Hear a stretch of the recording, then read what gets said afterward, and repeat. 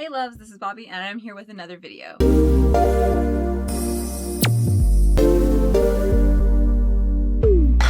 And this is going to be this week's TBR pick. If you don't know, you can go ahead and check out my April TBR video where I tell you what I'm doing. So yes, I am going to be picking the full 6. I finished 5 of the books that I had on my TBR. The 6th one I've already kind of started, since the prompt that I was doing that one for was to finish a book that you've already started. So I've technically started it, and today is Saturday. I plan on maybe getting in the audiobook a little more today and then definitely on my days off. So I'm going to take a chance and go with the full 6 and hope for the best. I'm very, very, very nervous. So let's get started. Wish me luck, fingers crossed. Okay, so for pick number 1, and that is going to be a book featuring 3 generations. This is one of the Pop Sugar Challenge picks. I actually have a book picked out for this one, so that works out really well. Okay, so for the first book, I'm going to be going with The Barren Nightingale by Catherine Arden. I have heard so many wonderful things about this book. It is a retelling of sorts, from what I understand, of Russian folklore. We follow the story of a girl whose father has just remarried, and her family believes in all the folklore and everything, and this new wife, she doesn't want anything to do with it. She bans all the folklore and any of the beliefs, and she's starting to go after it in the town as well.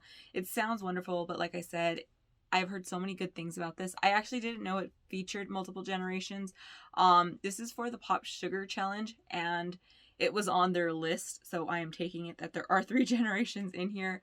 But yeah, this sounds wonderful, and like I said, I've heard so many good things about this, and it's been on my TBR for a very, very long time, and it's been on my shelf for a very long time. So yes. Okay, so for pick number 2,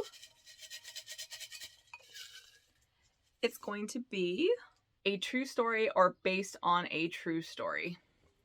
This one's really hard for me because I do not like nonfiction at all. It's not something I enjoy in the least bit. So I'm very, very nervous, and this is one of the ones for my bingo that I'm doing. So I do have to do this one. I have no idea what I'm going to read. I think I have an idea. I have the book on my shelf somewhere. I don't actually know where it's at, so that's going to be a problem.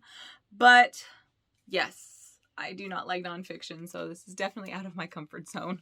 Okay, so for this next one, it took me a while to track this book down. I knew I had it on my shelf because I was gifted it, but I just do not read nonfiction. It's not something I enjoy. This one does sound really cool, and the person that gifted it to me, it was a surprise book because this is one of their favorite books. So I've been meaning to get to it. It's just me with nonfiction just doesn't work. I've noticed though, as audiobooks though, I am able to enjoy them. When I try reading them physically, a lot of times I just zone out because I don't really care. No matter the subject, it can be about one of my favorite like musical artists or actor or whatever, and I still just don't care. I don't tend to care about their personal lives all that much. And yeah, that's just, I've always been that way. But I had this one recommended by her and it sounded really good. And this works for the bingo as well as a Pop Sugar Challenge. And that is Smoke Gets in Your Eyes and Other Lessons from the Crematory by Caitlin Doughty.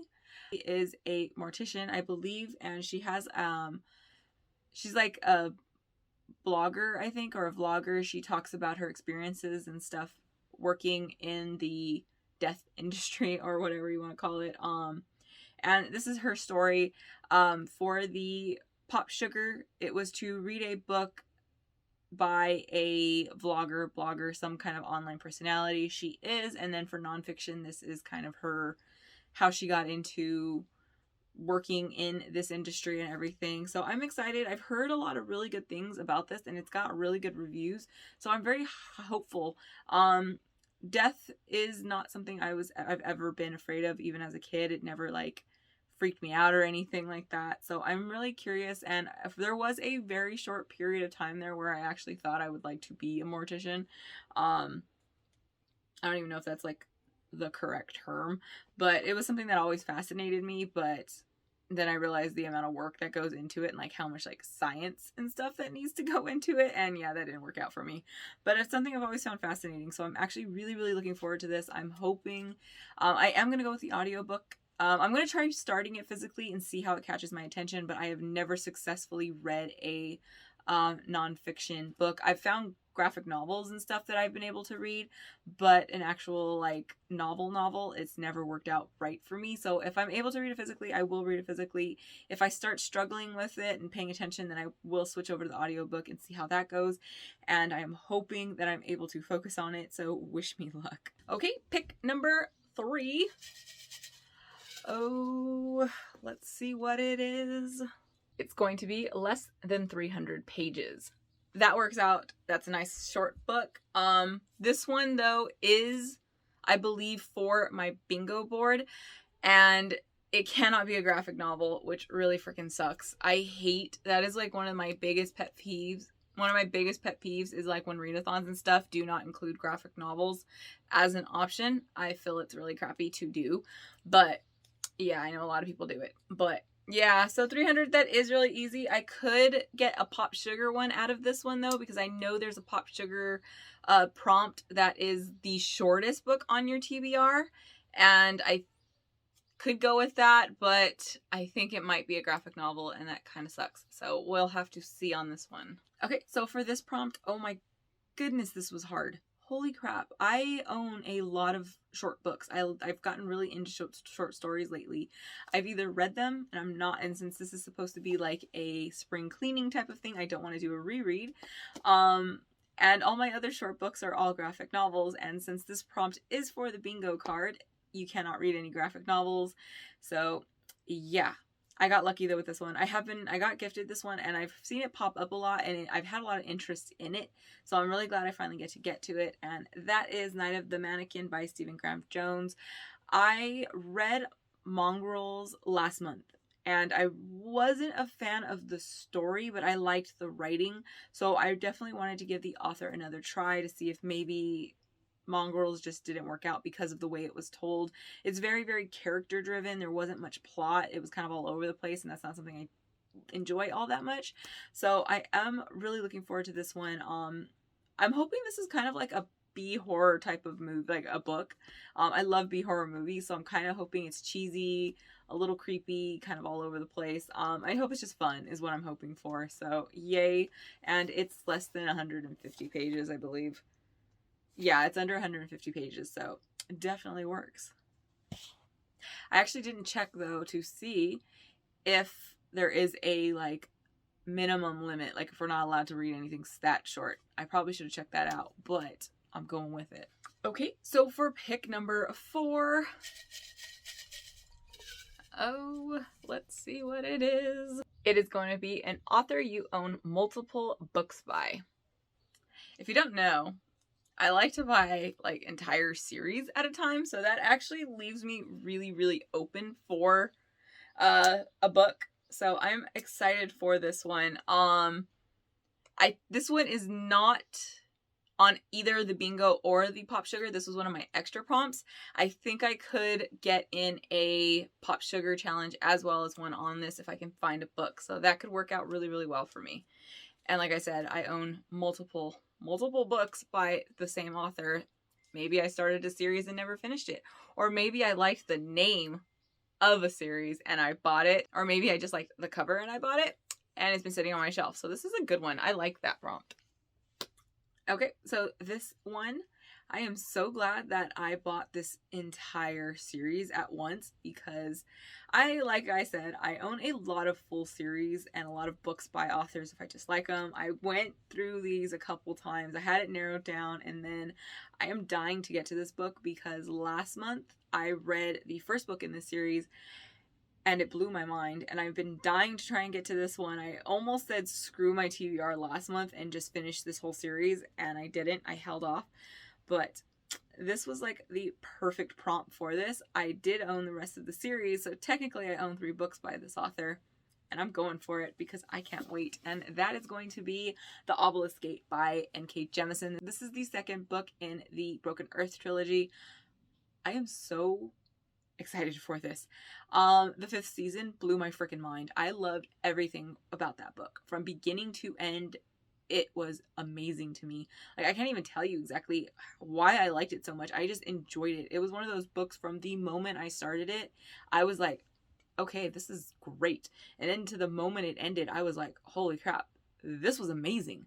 I loved it. I loved the way it was told. I loved her writing style. I loved the plot. I don't know what this one is about. I didn't know what the 5th season was that much about. Like, I knew like the basis, but I didn't know fully. I do not know anything that is supposed to happen in this. I don't want to know anything that's supposed to happen in this. I'm just so excited and I cannot wait. And hopefully I can get in. If these prompts work in my favor, I can read the 3rd book. I really want to get to it so bad. I loved this so freaking much. Okay, so for prompt number 5, it's going to be Children of Time by Adrian Chakovsky.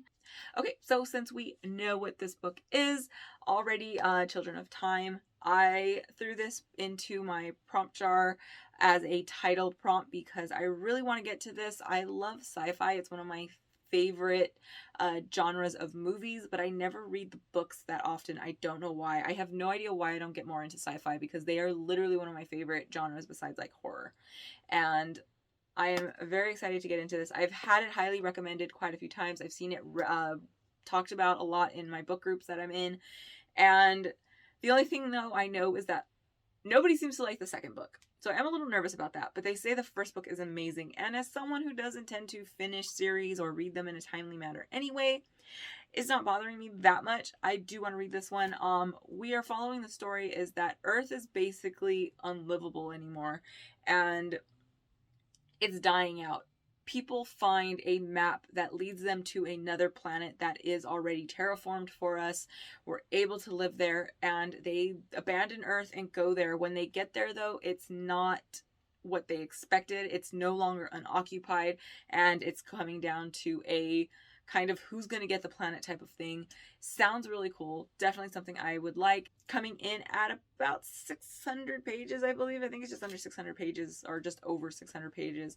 But yeah, like I said, though, I'm a little nervous because I know the 2nd book isn't that good. I literally haven't seen anything positive about it.